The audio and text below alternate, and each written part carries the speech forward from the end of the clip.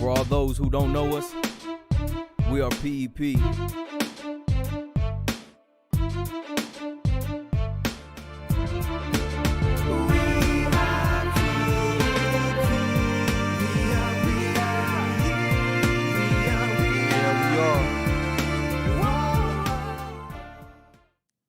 Good evening, fellas. Welcome to episode 11 of Fresh Start Live with Fee and Pat. What the motto is, stay ready, keep from getting ready. I'm Pat. And I'm Fee. So this evening, fellas, we have a very important topic that's near and dear to all of us. We're talking about fatherhood. This is the third time we're talking about this, and since we started. So why is it such a frequent topic? I think it's probably so near and dear and needed with many of us because we probably come from a lot of single parent families. Yeah, I think every time we do Step to the Line, Yeah. and the question asked is, how many of you have been raised by a single parent? And I believe like 80 or 90% of the PEP participants stepped up. And then quite the opposite with the executive, right? 10% step up. Right. So the common thing with us is we were raised by a single parent. Yeah. I think for many of us, and when we're in a position where we're going through transformation, I think it would only be natural that our desire to be better fathers, or even be a father if we never had one, that it would come up. So I think this probably won't be the last time, especially with Father's Day coming up on Sunday. Oh, how appropriate. How appropriate, but this probably won't be the last time we talk about fatherhood, being a father again. So it's not only it's an important topic, but it's a frequent occurrence in the PEP community, because you will see guys bring their kids around. You will see guys talk about being a father. Guys will proud of their kid achievement, and especially during this time with graduation. How many of PEP brother post up their daughters, their son graduate from school? Yeah. I mean, it's crazy. Even though I'm trying to remember who it was, somebody just posted their son, and I had a moment where I just felt extremely old. Mm-hmm. Because when he was walking around with his son's picture in the unit, his son probably was 6. Mm-hmm. And Patrick Cheney's son just graduated. Oh, okay. And I was like, man, you old. But, and I think about fatherhood a lot because, I'm not a parent per se, but I am a father figure to our little kids, kind of like I was talking to you earlier about. It's scary for me now. Mm-hmm. Thinking about being a father figure, somebody looking to you to fill that role, and it's scary. Mm-hmm. To me, I think the scary part is not being a father figure. The scary part is somebody who is young, fragile, taking your advice and doing something with it. Probably take it and maybe live his or her entire life based on what you said. Yeah, it's that fear of failing them, or not giving them enough, or giving them the wrong thing. So how do you formulate those kind of advice? Do you think of, okay, here's all my failure because I make this bad decision. So when you ask me a question, I'll tell you of what not to do, or I tell you what to do. So I'm glad you asked that, because for me, it's never been, even like with my son, I never told him what not to do. Thank you for joining us. Who's that? Oh, Sergio Warwick. I never said what not to do. My thing was always about options and positions I found myself in and choices I made. But I never, even to his end, it was always, you have options, make a choice, make the best one for you and one you can live with. But even with like the kids who live them in now, when we talk We don't talk to them about what not to do. Mm-hmm. You know, because I think with these kids, the more we tell them what not to do, that's exactly what they're going to do. Kind of like we was talking about a couple of weeks ago. Uh-huh. Yeah, I face my daughter with the same approach. I'll never tell them what is the right decision. I'll tell them to weigh in all the options, and they make their own decision on it. So if you make this decision, here's the consequences. Which one do you want to make? You know, is it your rewards outweigh the consequences? Because it's if I'm getting to the habit of making the decision for them, they will never learn. Yeah, and I think about growing up, and growing up in a time where kids are seen, not heard, and you was told everything to do. Mm-hmm. And then as you get older, you start to see the hypocrisy in a lot of that because it's like a parent tell you don't do something, but when you look at the picture, you're doing exactly what you told me don't do. You know, but you know, with kids being as intelligent as they are these days, we have to adapt and we have to adjust. So having the mindset to take that approach, I think is going to go a long way in parenting. Yeah, so I think being a parent or taking the role of a parent is it have another effect on us because you know you got to live a straight line, not really quite a straight line because somebody watching you. Yeah, You know, so you got to do the right things, and once you do the right thing long enough, it's become a part of it.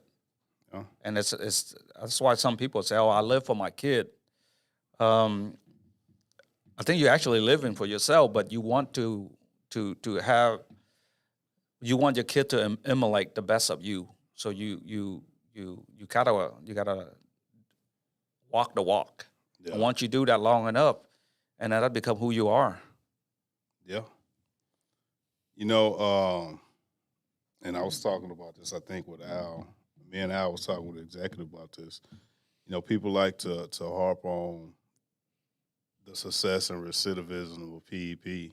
But I think you and I was talking about this a year or 2 years ago. No, actually, it's like 6-7 years It's ago. been that long ago? We were driving to Austin. Yeah. Oh, you tell this story because I think the people were come to PEP were talking about, hey, you know, you gotta have to lower recidivism.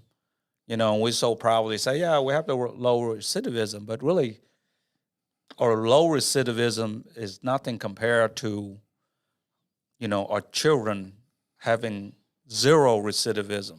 yeah, If we doing everything right, you know, if we sharing a story like this, I truly believe, you know, that our kid we're not gonna go through what we went through.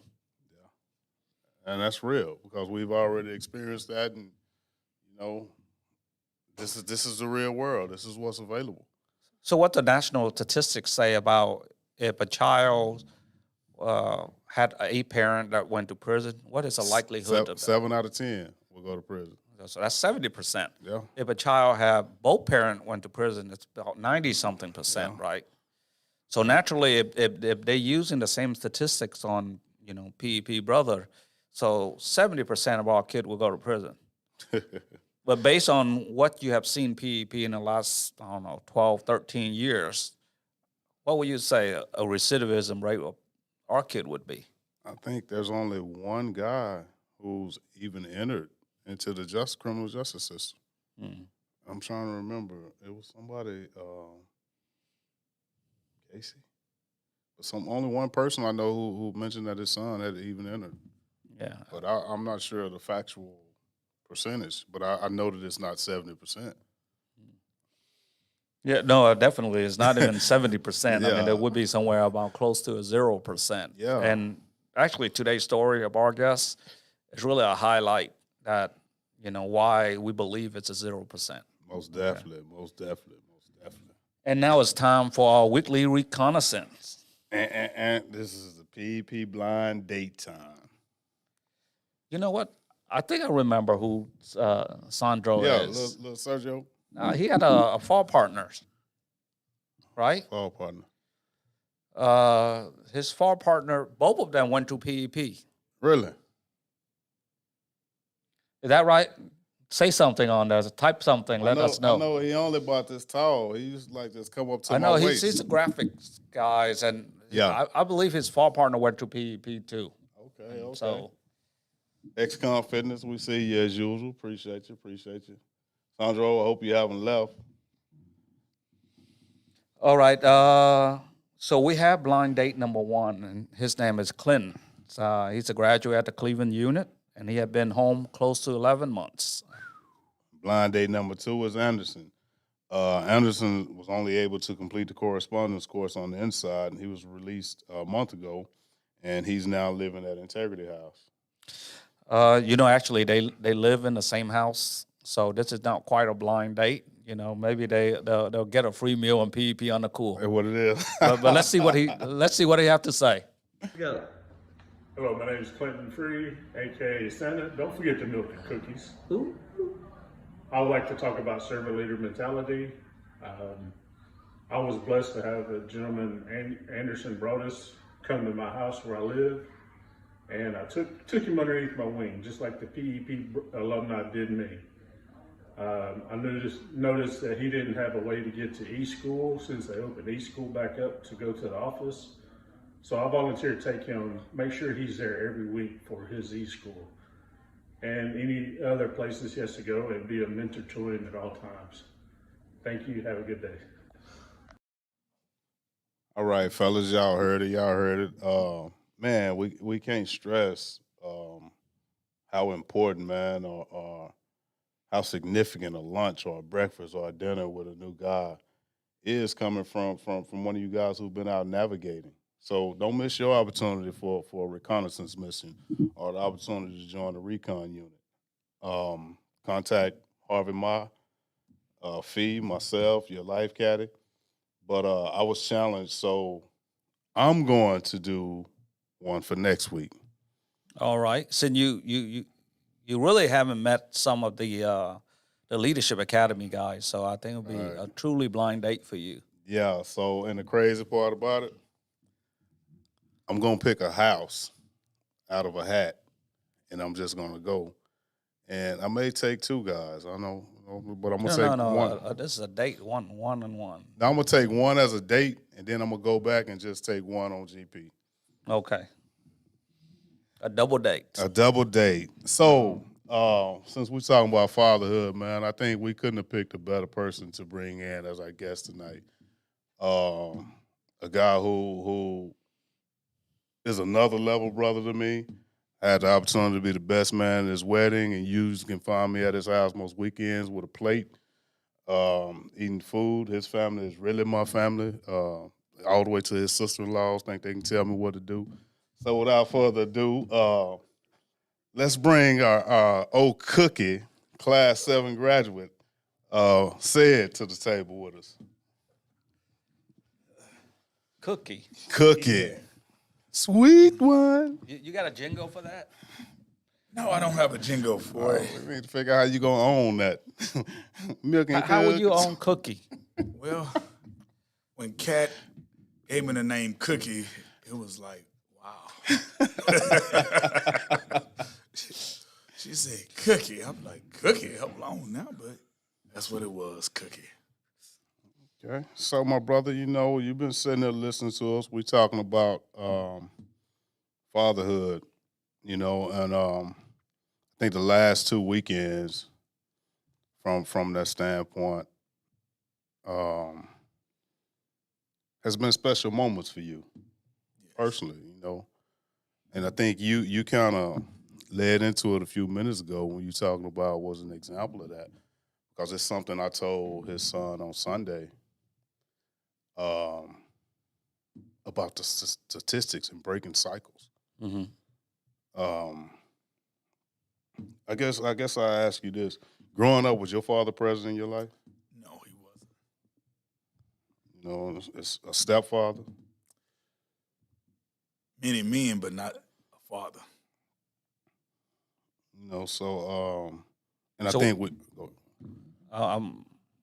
I mean, the reason you sitting here right now is Pat shared a great story, Yes. Right? And I say, wow, this is a really great story. Since we do this every week and we're celebrating a story, and this is no better way to celebrate this story. It's fresh. All right. So why don't you tell, a brother out there what happened this weekend? Well, this weekend we celebrated my youngest son, Isaiah. He turned 18 Sunday.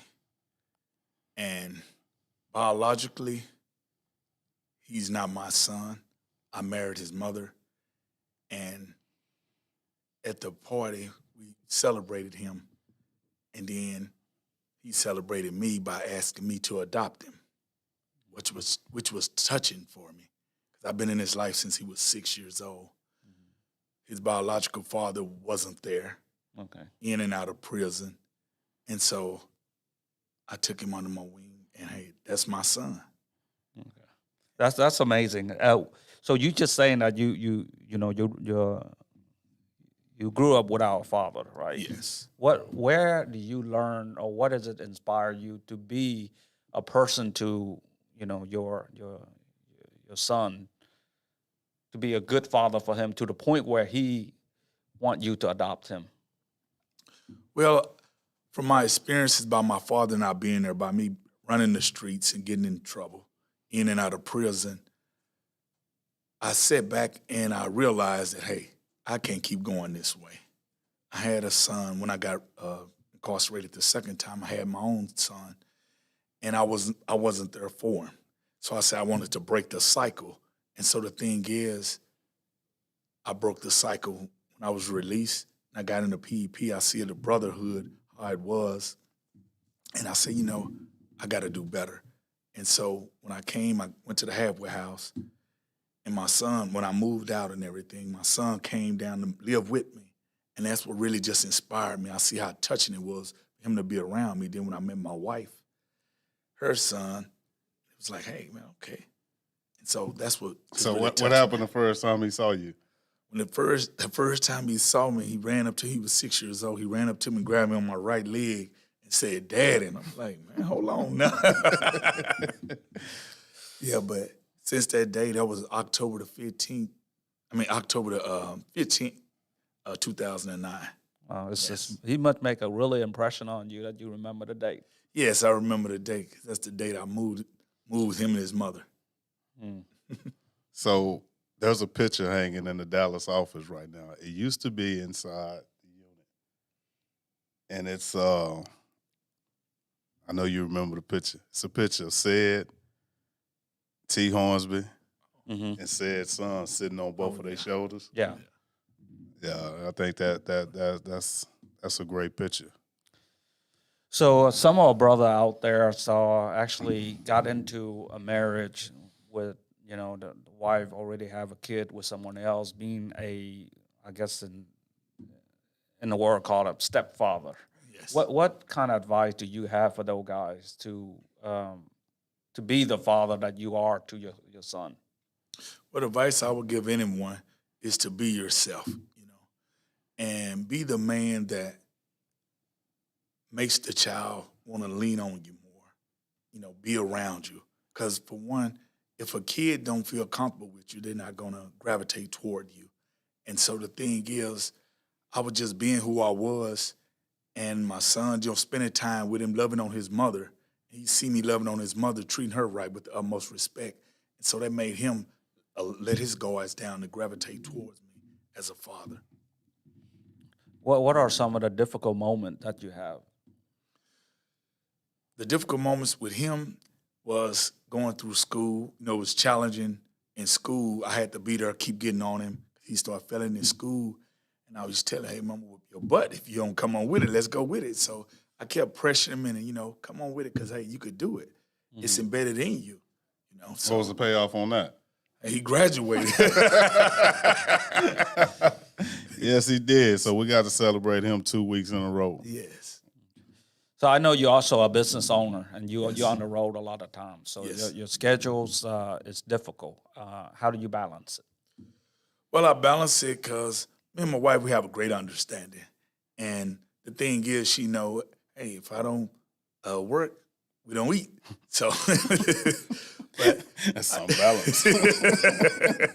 but no, it's the thing is she have understanding with me that, hey, take care of the business. I got the home front, and that's what it is. So we also bring this videos inside a unit. Okay. Okay, so the guys in there to watch. You got any word for those guys? Yeah, just come out and see me when you get out. No, seriously, is be focused when you come home and know what you want to do, because you're going to be challenged in certain areas in life. And some guys get thrown into a tailspin when they face hardship.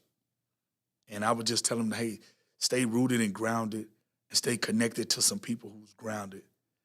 And, hey, pursue your goal. That's what I did. You know, you guys should take that advice seriously because, Nolan said his very first business partner when he got out faced that kind of issue, and he's fall apart on it. Yes. And we'll tell you a little bit more when we have Yes. time. Yes. All right. So, PEP update. Well, my brother, we thank you for joining us. So everybody that's still here at this time, true PEP guys. So what we do at this point, like he said, we do updates. So kind of an update of what's going on inside of the unit, fellas. So as we reported a couple of weeks ago, we had our very first virtual event where 38 guys pitched their business concepts. And from that, we selected 9. Well, we didn't select. It was a combination of our executive volunteers and their peers on the inside selected the best 9 plans, which basically became organizations. So this past Friday at Bell Unit, Cleveland, for those who don't know Bell, we had our very first blind draft. Okay. So utilizing analytics that were created from personality assessments and so forth, we came up with three columns of people for them to choose. One is operations, one was marketing, and one was finance. So we took the top 9 teams and we put them in order. Instead of from 1 through 9 for the top, we put them in 1 through 9, where the guy who had the lowest score ended up being the first team, therefore giving him the first pick in the draft. Okay. And using the snake format, we went 1 through 9, came back 9 through 1. So instead of knowing who they were drafting for positions. So like, for instance, the first guy, he got up and he drafted, he wanted operations guy. So based upon our analytics, we had it set up where he got the best guy from the operations. Okay. So the best guy is for operation, not based on experience. It's based on his personality of how Best fit for operation. Yes. And I believe that John's been training you a lot on MBTI's personality type, and I think he sent you to school for that also, right? He actually had me go and get certified. Okay. How comfortable are you with the ranking or the analytical thing for those personality type? Having been with those guys and looked at it, I'm extremely comfortable with it. And I think I told you, like, out of all of it. So even after they were drafted, we never told them what position each guy was drafted for. So we gave them the handout with the 3 columns and the 3 lists of personalities, and they ended up self-assigning and selecting who was who within the group. And looking at it, 70% of them picked the guys who were recruited. Drafted for. Exactly. Okay. And a few of them, only one person was totally out of what his personality assessment said. Mm-hmm. And that's going to be a good thing to watch. Okay. And his development. And we had one guy whose business plan actually gave up the title of CEO and opted to be a COO and select another guy on the team as a CEO. Just like said, gave it up that. Yes. But I think we have a lot to learn. We'll be able to gather a lot from just watching the process go out, going through the process of the next 3.5 months. So we'll learn a lot. Okay. So I think this is where we not only in an entrepreneurship program, and then we teach them entrepreneurship, because this is like you work in a team to build a company. So one is entrepreneurship. The other 3 is an entrepreneurship. Right. So in this way, it's replicating what they're going to deal with when they come out here. Because when they get out here, they don't get to pick who their team members are. They just go in there and work. Exactly. So by being in the team and working on a project that is not there and they're competing to win, I think they're going to get a lot out of this. Yeah. All right. So outside, we have a Shark Tank, the B2P pitch event. It's on September 23rd. If we haven't called you, that means we don't have you on the list. So you hear this video, whether a week from now or a month from now, even 2 months from now, contact us. If you have a business and you want to compete, contact the PEP office. Yeah, because it's only like, 95 days out, 98 days out? Was that the 15th? Yep, it's right around the corner. Getting closer. So, said at this time what we do in the show, we do what we call a Starbucks quiz. And since we have you here as a guest, I think it's only fair that we utilize you and a little bit of what Fee has been alluding to throughout this interview. Okay. So I'm going to do something a little different today. Everybody with the exception of Edison, Fee, and Said got action at this question. And Max. Oh, yeah, most definitely Max. Who was Cedric's business partner when he started Move by Love? And a bonus, if they tell them what class it is, they get, I guess, Double a up. dinner from you. There you go. There you go. I love how Phoebe throwing me under the bus.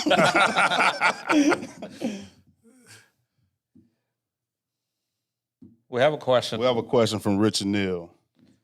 How can some guys who are interested in business plans dealing with heavy civil and environmental work reach out to me for information? I can mail in a huge amount of info. Richard, I would say even before they reach out, if you want to send in some market research, just send it to the office, address it to me, and we'll get it where it need to be. I think we Richard can help us build a library for that. So any information you have, we actually put it in a binder, and then we'll bring it in there. No, Max, you can't answer, Max. I tell you what, Max. I'll let you answer if you tell who he was, what class he was in, and what day the business dissolved. How about that? If you can't answer all 3, you can't do it. So, my brother, we thank you, man. You joined us, but we're here on a mission to celebrate 1 million stories. Okay. And with you joining us today, we're one closer to that goal. Fellas out there, y'all keep in mind, man, freedom demands responsibility, but responsibility demands accountability. So until we meet again. All right, I actually have a promotion. Okay. So this book's right here. So the title is The End of Recidivism. And this book is written by one of our PEP brother, Gregory LeBeat. You can find this book on Amazon. It's The End of Recidivism. He have a shout out for PEP on page 116 and on the back of it. So support our brother. It's very easy reading. It's good stuff in here. Order a book. Leave a comment. Okay. Again, before we leave, B. Kelly, we appreciate you. Rich Neal, appreciate you. Max Hahn, always. Alfredo. Sergio, I don't know where you been, bro, but I'm going to look for you again next week. Ex-Con Fitness, you just basically part of the production team. B. Green, did I get everybody? We out. All right, next week.